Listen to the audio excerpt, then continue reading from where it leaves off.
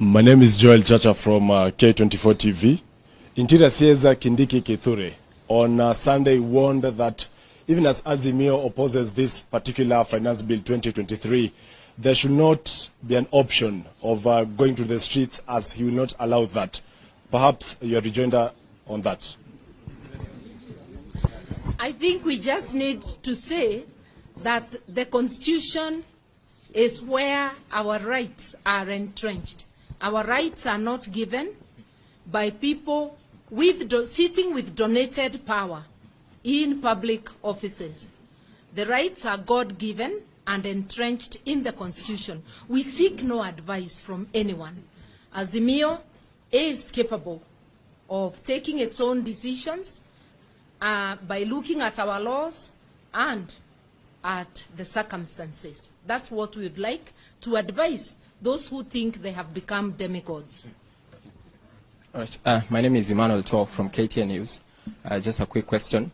You put up a very spirited fight yesterday in Parliament, Honorable Piondai, but you could barely manage 90 members to oppose the bill. Yet in the PG that we had here last time, you had 130 members in your corner. Are you concerned, and what action are you going to take for some members who actually voted during the physical vote for that bill? Thank you.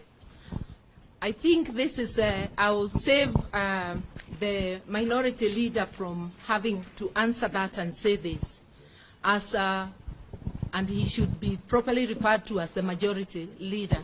I think as we take stock of the next steps, each party and the coalition as a whole will seek to put their house in order. This bill is not about which side of the divide we come from.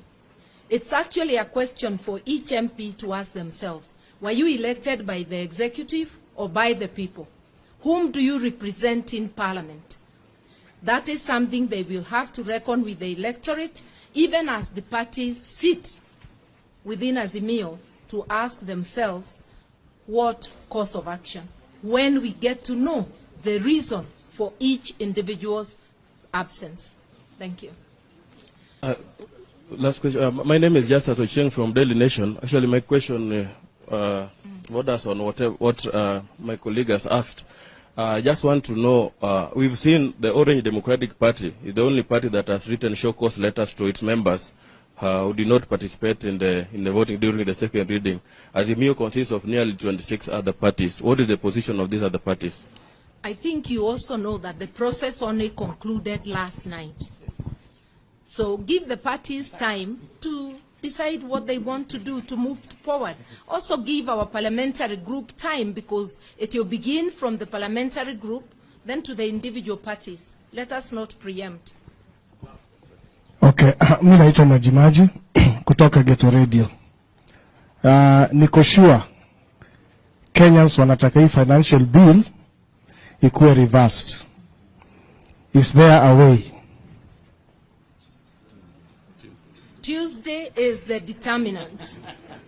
As we have said, an institution called Parliament gets its mandate from the people, but the people retain the residual power.